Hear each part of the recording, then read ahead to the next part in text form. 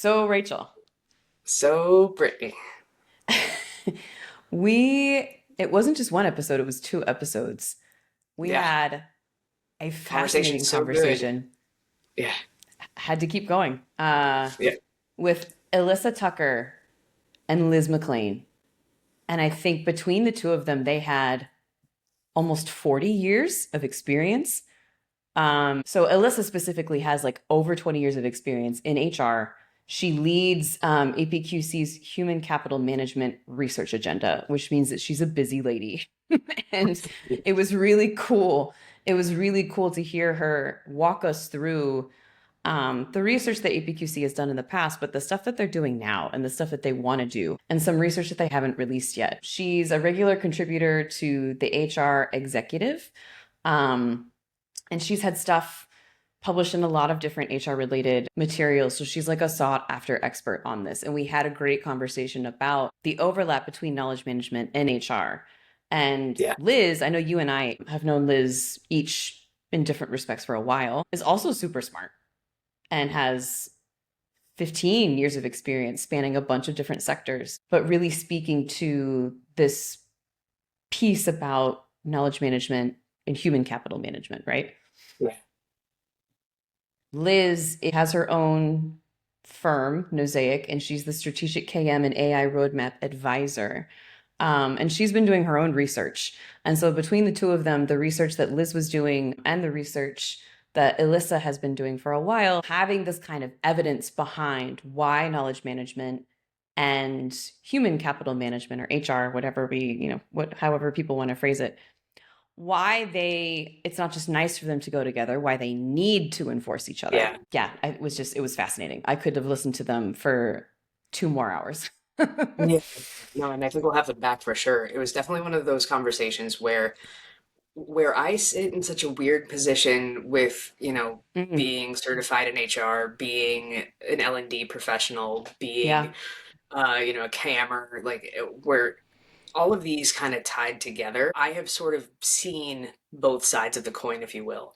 So to be able to have two really smart people in the house to kind of really walk us through it in a way that was easy to understand, but also like a different perspective than what a lot of people usually see.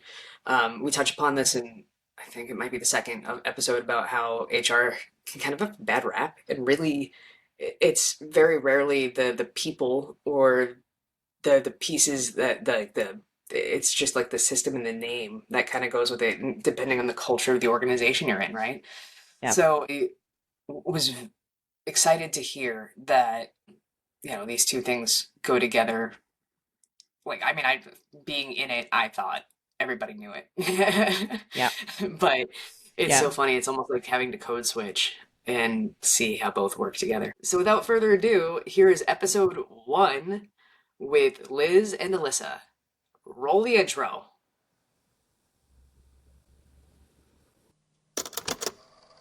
What's the point of another KN podcast? Well, I tell you, we've got every kind of point. Like power and share, laser and main, bullet and prize, focus and pain, power and stands for knowledge management, by the way. Laser and main, bullet and prize, focus and pain. Not another KN podcast. Not an FMRAM podcast. Not another KN podcast. Not just any other KN podcast. So, Liz and Alyssa, thank you so much for joining us. And there's been a lot of planning and a lot of excitement around this episode. So, I'm so glad that you both are finally here with us. If we just take a few minutes in the beginning, just so you can introduce yourselves, we've got some really great questions, and I know that we're really excited about this conversation. But Liz, if I can give it to you to just kind of briefly introduce yourself. Sure thing, Brittany. And thank you for everyone gathering. This is going to be a wonderful conversation. And my name is Liz McLean. I am a library and information science professional and a knowledge management by choice, pain points choice for over 25 years. I'm extremely motivated to help humans to be able to make sense and locate and discover the information that they need for their work processes and information flows. And Elissa? Yeah, sure. My name is Elissa Tucker. I head up a research function at APQC, which stands for American Productivity and Quality Center. We are a nonprofit research organization. I head up our human capital management research area, but we also specialize in knowledge management. So I've had the pleasure over my years working at APQC to learn about knowledge management, and that's what brings me here to today, really thinking about how can knowledge management and human capital management come together and build some really cool synergies. Well, so let's get into it on that note. So Liz, my first question is for you. You conducted research recently, and your research journey led you into AI and workforce skills gaps, which I think we've seen it a lot in the news lately as well. Underskilling, upskilling, all these different things, all of these trends that are no longer really trends or kind of realities now. In your research, what was the moment that made you realize that this was much bigger than just a knowledge management problem? Great question, Brittany. And I just want to preface this with, over the last 2 or 3 years, I have been trying to locate better ways of knowledge managers communicating their value and inserting themselves sort of in a stealth mode to business processes, business managers, etc. So what that means is I know a great deal about the knowledge management field, and I am fortunate enough to have the Empower KM and other communities of practicing KM that I thrive in. But what I learned from various economic misfortunes with jobs is that if the people you're working with don't understand the meaning and the value of the knowledge management practices and approaches in their space, you're not going to be okay. Anyway, because I wanted to know more, both about what is the overall business impetus, what is the overall business pain points, what are they, and how do KMers expand their range or their repertoire to reach those types of businesses or managers or project leaders to demonstrate value in a way that those stakeholders really understand it and value it and want to buy in. So having said that, concurrently, like so many of us on this call, I really had a bump up with employment just vanishing. And I thought, I've always been a curious, open learner. I've always wanted to know what the next things that are coming technically serve people best. I'm a people first person. And so I began to delve into the understandings, the general understandings of AI. And then a course that I took at MIT was focused on artificial intelligence implications for business strategy. And that's really where I began to discover not only that KM is needed in all sorts of places, but that the biggest and most complex problem are workforce skills gaps, inability to retain expertise and inability to retain the workforce in all skill set levels. And that concurrently with the fact that in order to implement augmentation AI, which is humans drive the AI, it's not an automation, it's humans decide, humans use their capabilities to drive AI to co-create. So once that was writ large in all of the studies that I was finding, I immediately wanted to associate the skills and traditional abilities that knowledge managers hone and grow, and how those can transcend a murky future of what do we do now to everybody chill, we're going to circle the wagons together and we're going to do all hands on deck cross discipline and solve this problem for the enterprise or the organization or the project.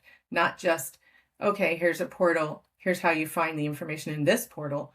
Good luck to you if you aren't in the right portal. So to sum that up more succinctly, there's a lot happening that I wasn't seeing getting covered within our KM communities per se. I call that the snow globe. I wanted to go above that and see what are the pain points and what are the mandates that are coming from businesses from the strategic implication standpoint. And from that, I wanted to bring back news, messages, ideas, and provoke conversation about what that could look like for KMers. Awesome. Yeah, that's a lot of great stuff that you uncovered and that you're seeing and you're interested in learning more about, right? As So somebody who, needed. Yeah. yeah, it needed for sure. So, kind of to piggyback off of that, Alyssa, what are you hearing from APQC members about the pressure to build the future workforce quickly, and what do you think's missing and how they're approaching it?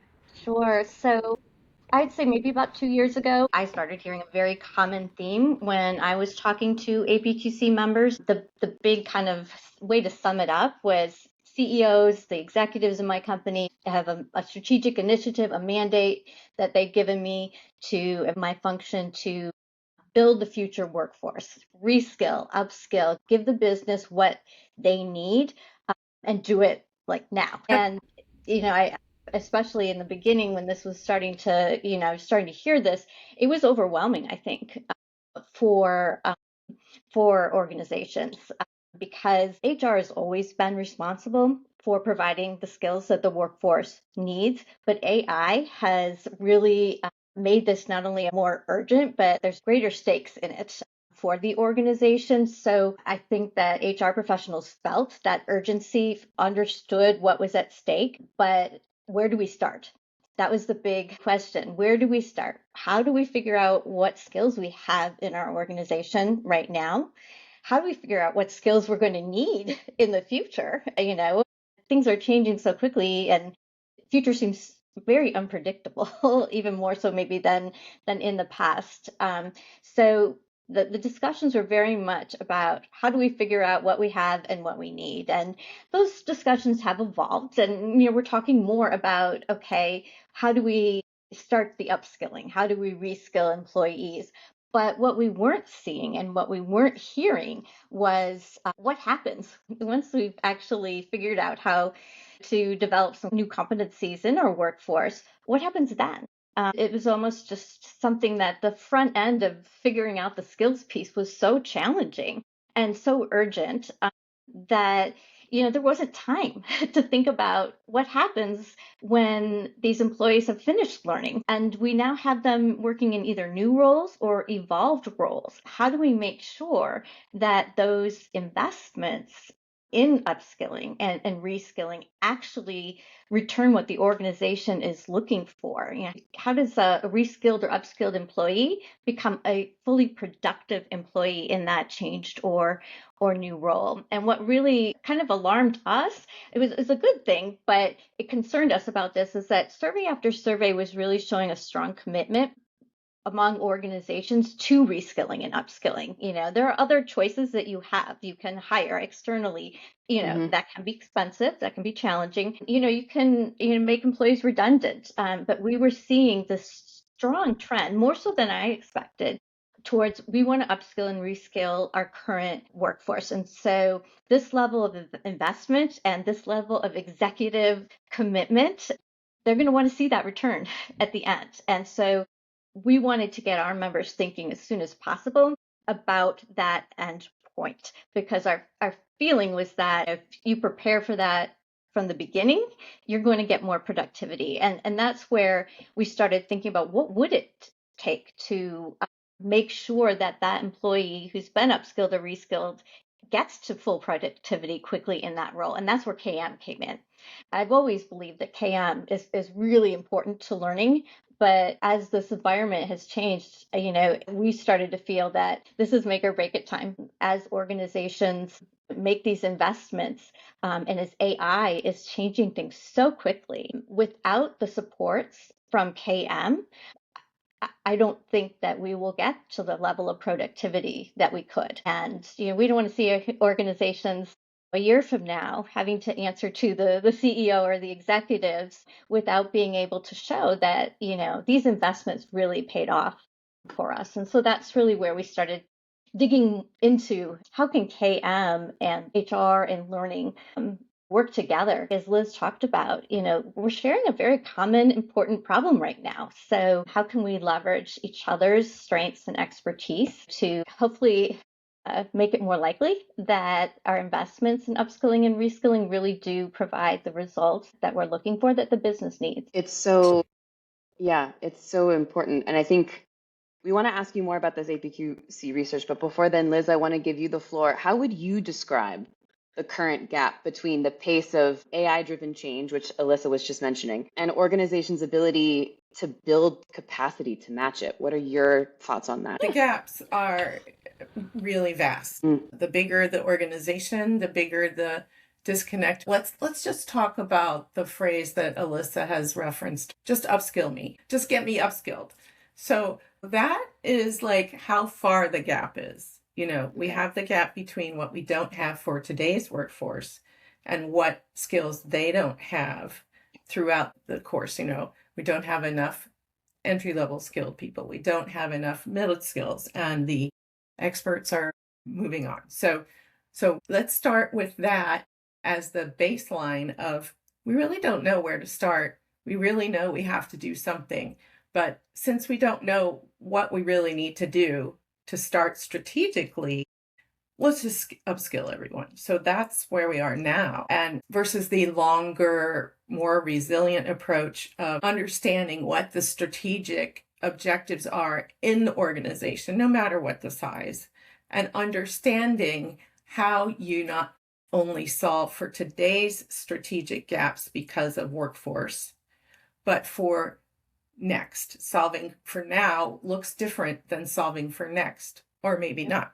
So the gap is as wide as you can imagine. However, the message that I want to bring through is, rather than go panicking and saying, well, we don't know what to do, so just upskill everyone, it has to be an all hands on deck understanding of which aspect of the strategic imperatives for our organization are we going to target. And then the very next thing is, we strengthen the unique human capacities of judgment, creative thinking, critical thinking. There's a long list, but judgment usually always ends up at the top. So knowing that the gap is huge, knowing that there's so much uncertainty about what the tools will look like in 2 years or in 6 months, HR and knowledge managers have the most unique opportunity to collaborate, to upskill and reinforce skills of building those human capacities like judgment, creativity, critical thinking, nuance, tacit knowledge. Those things can be built and should be built, even if the organization is not yet sure how they want to aim those things. Because what we're looking at now is a shift from workforce roles based on titles and roles, and we are shifting now to skills. So if you are just not sure where you're going with it, but you want to fix such and such or innovate in such and such, you want to make sure that knowledge managers can provide you with, where are we with a knowledge audit? Where are we with a skills audit? How can we translate our titles and roles and accomplishments into an ontology of skills? So the point of me going on and on is that there is a great deal that any size organization can do to just shore up with the unique human capabilities that help the organization build pro-people, pro-human innovation with augmented AI. So why did APQC's HCM research point towards KM as your collaborator rather than just purely staying in the lane of HR or learning?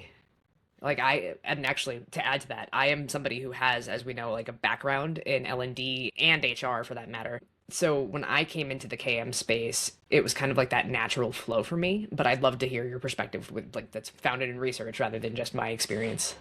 Yeah, for sure. So as I spoke about earlier, working at APQC, which has such a strong history of research around knowledge management, I've always believed that there would be great benefit from a partnership, more so than we see, between KM and in HR. And so when we were doing our last big study on learning in organizations, looking to understand what makes successful learning organizations who reach improved productivity through their learning, who see improved performance, see internal mobility, those organizations that are having those great outcomes because of their learning programs, do they do anything differently? And so did a very extensive study on learning practices and outcomes, and really exciting findings there that really showed very substantial differences between those learning top performer organizations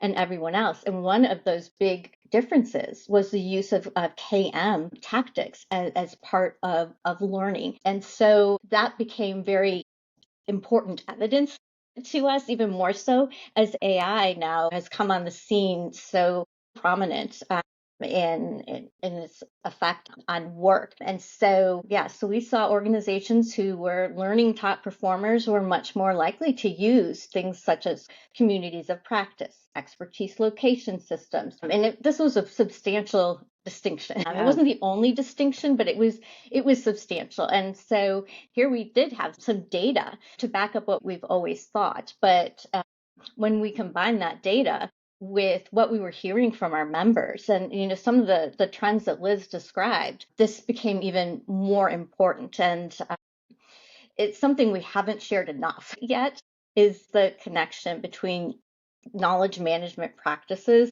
and learning top performer organizations. And one other piece of research that I think really contributed to wanting to delve more into this partnership between HR and KM is we were doing a study on onboarding programs and looking at, what makes a successful versus a not successful onboarding program. And one of the surprising results that we found was that internal hires were not getting the same kind of onboarding into their new roles as external hires, which we kind of assumed, yeah, okay, they've been at the organization, they know things. So, we thought that made sense at first. And then we started digging into it and looking at what they weren't getting.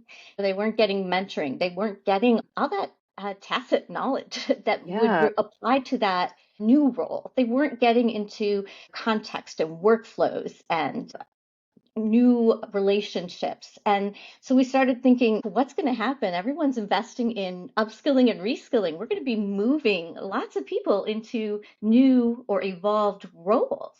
And we already have data showing us that it's not going as well and that there are repercussions there. There are repercussions around productivity, but then there's also repercussions around engagement and retention. And so that also bolstered our interest in understanding more about tactically what can a partnership in an organization between HR and KM do. Leverage the strengths that we see from using KM in conjunction with learning, leverage KM in role transitions in organizations, and ultimately to reach this kind of shared goal that KM and HR have, which is to provide the organization with the workforce capabilities it needs, as urgently as it can.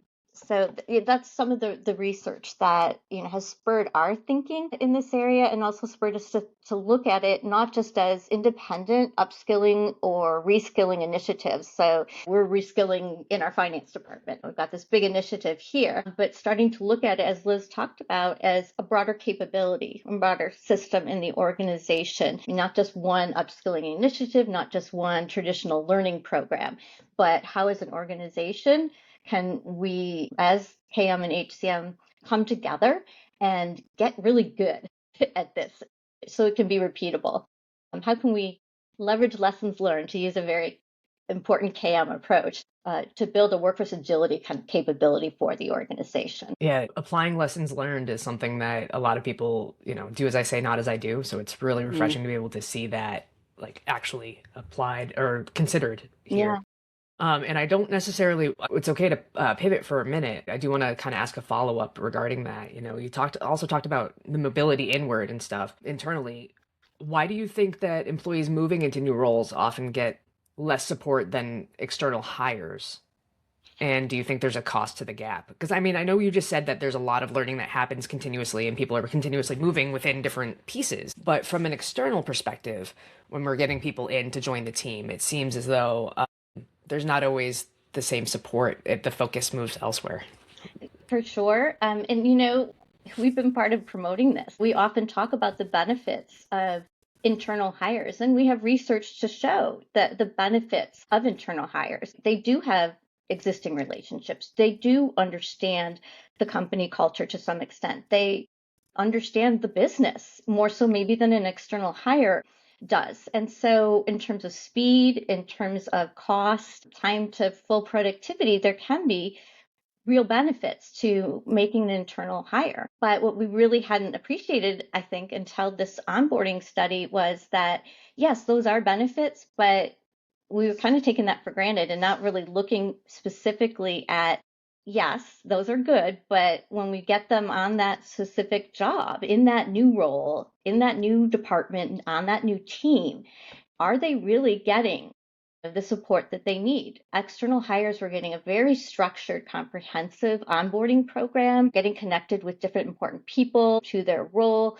lots of mentoring, lots of exposure to the culture in the company. And we just started thinking, yes, there is a company culture, but a lot of the organizations we work with are medium to large size organizations. And so there's going to be some different culture, there's some different nuances when you move into a new role often. And so we just think that you need to look more granularly at what is it going to take for that hire to transition into that specific role for that specific hire, and just that it is good to do internal hires. There definitely are advantages. But if we want to speed their time to productivity and their effectiveness in that new role, it benefits from a more planful, detailed approach. And also that's where KM practices can really help, because a lot of the things that an internal hire needs to get up to speed and to be successful in a new role have to do with being able to access experts and expertise, having those contexts to connect them to knowledge, and thinking of communities of practice. There's so many tools that KM has that can really support the onboarding of all hires, but in particular, I think was an area we weren't thinking about is those internal hires. And there's just so much emphasis right now on internal mobility in organizations. And that's one of the things that's driving the interest in skills, is if you understand the skills in your organization, and you're looking not just at big jobs, you're able to move people around. You're able to see where you have transferable skills. Just going in specifically to the things that you have highlighted and surfaced, there are case studies of, actual aerospace companies who are feeling that complete dearth of skills based on departures of employees. And the findings, not only in the aerospace industry, but more writ large, are that if you spend more time socializing knowledge exchange, providing the knowledge management cultures like communities of practice, mentoring, knowledge capture and sharing, and if you bolster the involvement of employees to be prepping up to the next level of skill through a mentoring, or I'm suddenly realizing this is like an apprentice journeyman relationship. But there are cases that show specifically that in those circumstances, employees are motivated to stay. They know that they will continue to be shown options that they hadn't considered before based on that skill inventory. They're developing new skills. But the bottom line is, Elissa, that what you're seeing and what you're commenting upon is being borne out by companies who have understood that they have to retain their expertise. They have to retain that know-how for the things that they do. And they have to be able to integrate that across the board, no matter what the skills levels are, to engage knowledge workers into wanting to get to that next level and stay within the context, knowing that they have potential and possibilities. And so that is proving to be a long-term resilient approach to this whole picture of how do we keep people, How do we keep them skilled? And how do we keep them involved with their peers or their programs to be involved and to be more engaged? It's so interesting because I think at one point, expertise mapping and network mapping and organizational network mapping, people were just kind of like, we don't really need to, is it that important? And now, from Yes. what I'm hearing from both of you, it's like, I mean, we all know it's important, but like, yes, the urgency and the importance is there for upskilling, for identifying who our experts are and where they are and what they know and how they know that and how do we pair them with others. And I think that we are seeing that play out in lots of different sectors. Liz, it's interesting you mentioned aerospace. So it's even the rocket scientists understand that this is something that's not rocket science that you need to do. So I think it's really interesting. So Liz, I have another question for you about the snow globe. Yeah. What is Yes. it? What does it look like for KM to move outside of that, to get out of our snow globe? What does it look like for KM to get out of that and into the broader workforce conversation? Kind of like what we've been talking about, but the next level. What is holding that back? What do you see as holding that back? This is a great question. I could reflect on this for quite a while. I think that when you are a knowledge management professional, information management professional, anything under that umbrella, if you are plugged into a certain type of activity like ontology or information architecture or any of the elements of providing access to the right information at the right time, you tend to be, okay, this is my project. This is what I'm working on. This is what I know. And do I even need to go out of my comfort zone to expand my skills? So there's the comfort zone. I don't know. Where would I start? And then there's a lot of dialogue, sincere and good leadership dialogue about splitting hairs between who is an actual KMer, who isn't, this, that, and the other. But the fact is that we all have roles and skills that can cross over. And I just want to raise people's curiosity and interest in learning to understand that they could represent themselves in other areas or disciplines of an organization as value add. Someone who is in learning and development or human capital or operations, they're really focused on what they have to do right now for the next year or 2 years or whatever. And they don't necessarily know to pop up over the silo and go, who else has a perspective that could lend that perspective to the work that we are all doing, to make sure that we're not reinventing the wheel, to make sure that we are in alignment and integrated with the catalysts and the strategies. So when you ask the question, I think that it's just, I'm trying to raise awareness for anyone in this space so that they know that they can stealthily insert themselves or have casual conversations or have some conversational leadership with people who could definitely benefit, sidle up to someone remotely for a cup of coffee and say, so what are you working on these days?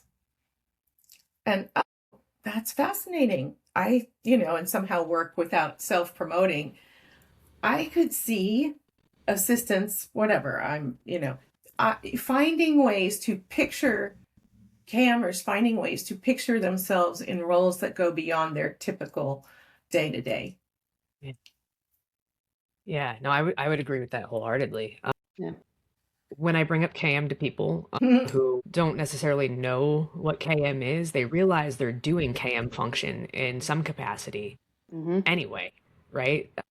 So it's amazing to be able to kind of have those conversations, to be more intentional about the connections that you're making.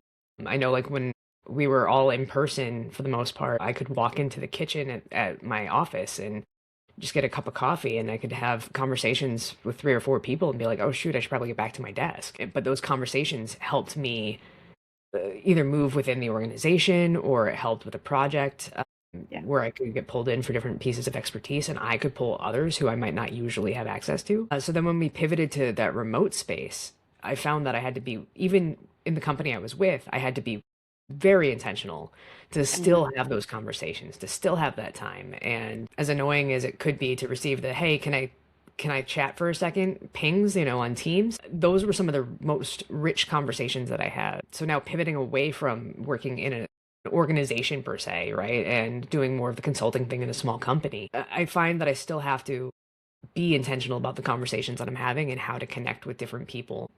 Mostly because I'm a people person, but also so I can bring in different perspectives to the conversation. Precisely. That's just something that I think in a lot of ways is forgotten, especially now that we are in our own silos, really, right? Because so much of us are remote all the time unless we proactively seek the opportunity to connect. It's harder to connect like remotely. So just a thought there. It's a behavior. Yeah, it's a behavior that I think that some of us, we all had to cultivate it at one time during the pandemic, right? Yeah. Most of us did anyway. And then some of us have I've worked remotely for 9 years at this point. So I've had a lot of practice. Doesn't mean it's perfect, but I think it's definitely a behavior. It's a different way of working. And so I think, and it's not necessarily going away anytime soon. So I think that's a really good point about having it be really intentional. A question for both of you. Yeah. If a leader listening today only takes one idea away from this conversation, what should it be? If you had to choose one. I mean, and if you had to choose two, you could do that too. You But could do that too. We can do that too. One or two things from we make the rules. this conversation. We do make the rules. What would they be? Do you have an answer at the tip of your tongue, or do you want me to try? I think there's many things, and I love the discussion we just had about reaching out intentionally to, if you're in HR, to your KM counterparts and have a cup of coffee, because that is hard. You have to be intentional, and we're all so busy, and that's partly why we stay in our silos. But it's also something relatively simple that you can do to start the process. And I do think a lot of this collaboration that we want to see happen can emerge from just making the time to talk about informally even what you're working on. And I think those synergies are going to naturally emerge from that. So that's definitely one thing. I think another tactical way to approach this is pick one priority capability for your organization.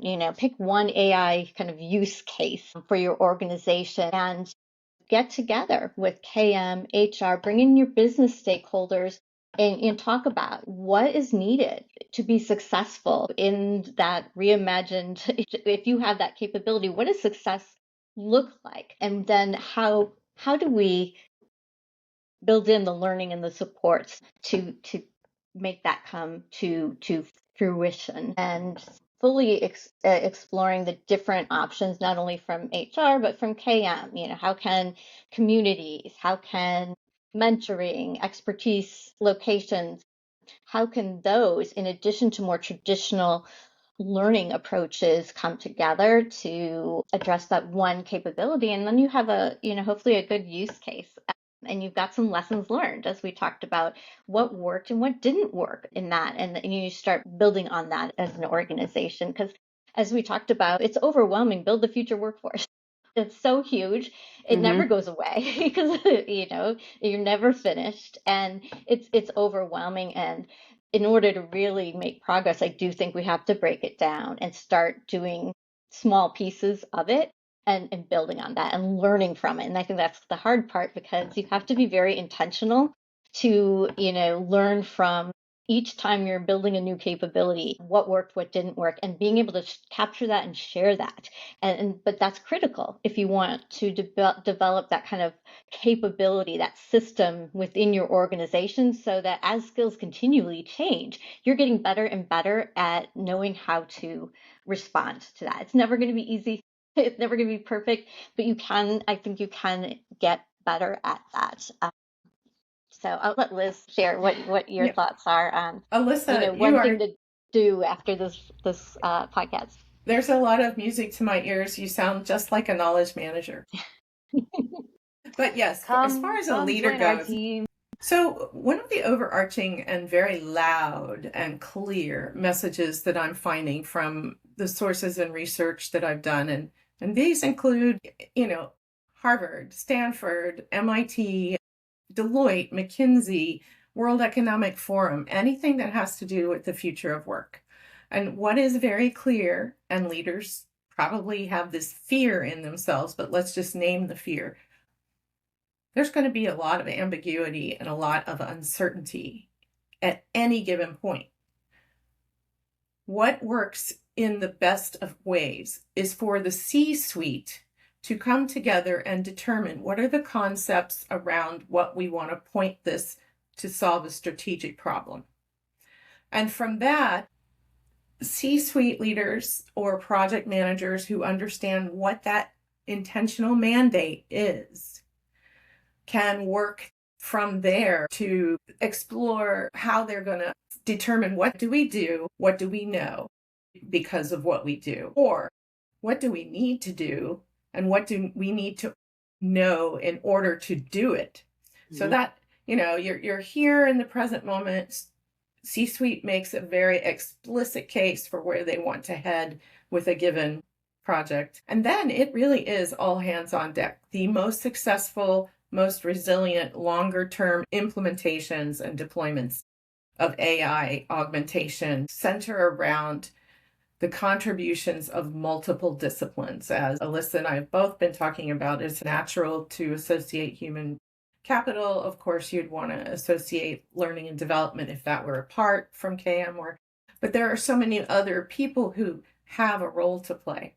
But the leadership needs to be explicit and in agreement about what is the intention, what is the problem we're solving, and then rely on an overlap of skills throughout the disciplines that can bring newer projects and newer solutions and gaps to light.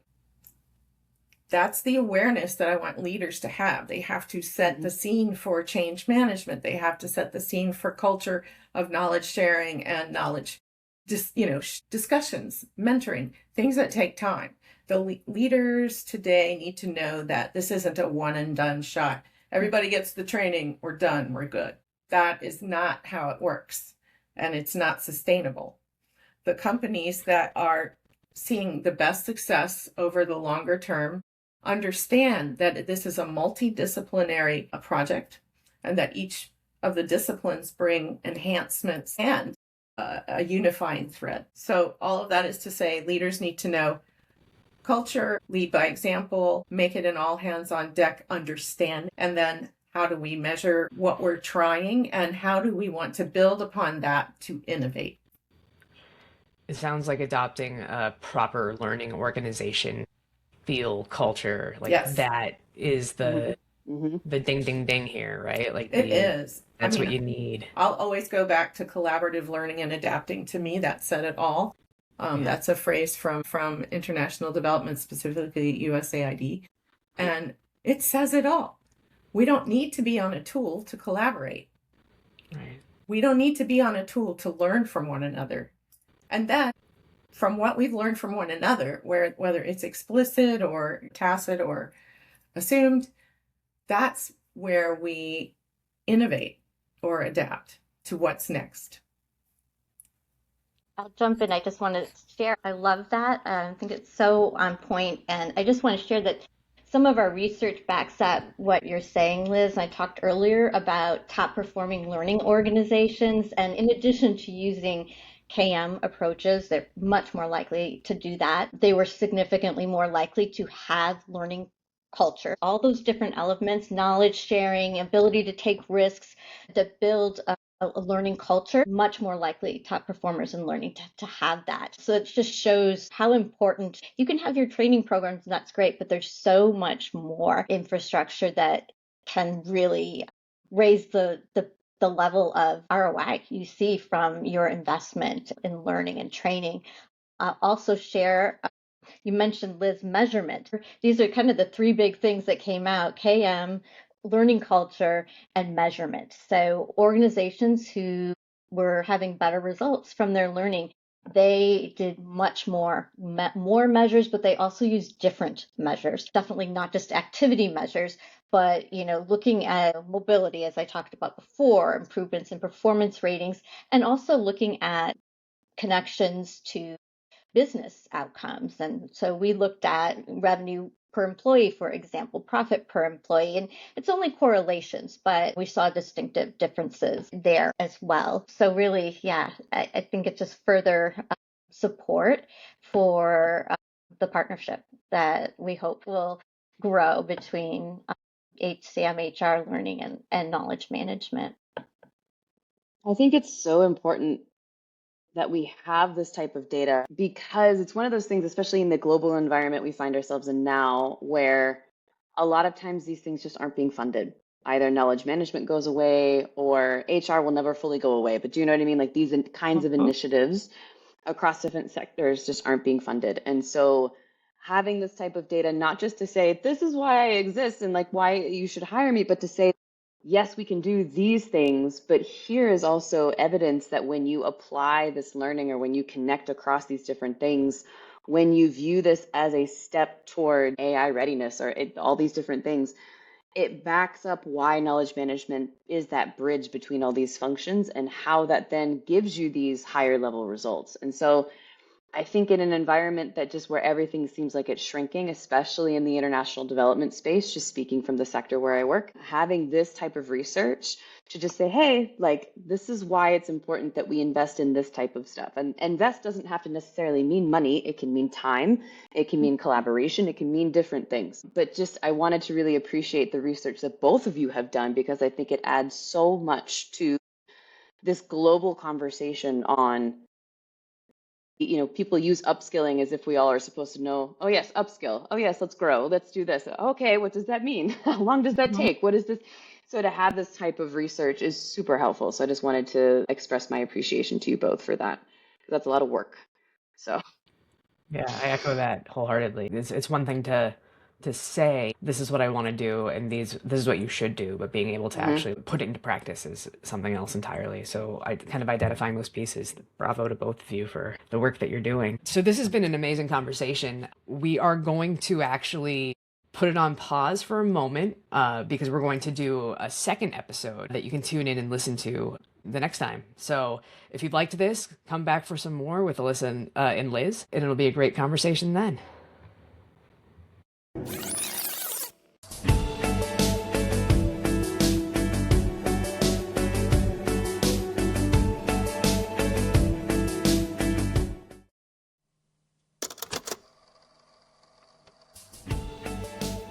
This episode of Not Another KM podcast was edited by me, Rachel Teague. It was produced by Rachel Teague and Brittany Persinger. Our fantastic theme music was created by Chase Tremaine Music. Questions, comments, quips, quotes, or conundrums? Reach out to us at nakmpod@gmail.com. Thanks for listening. We really appreciate your support.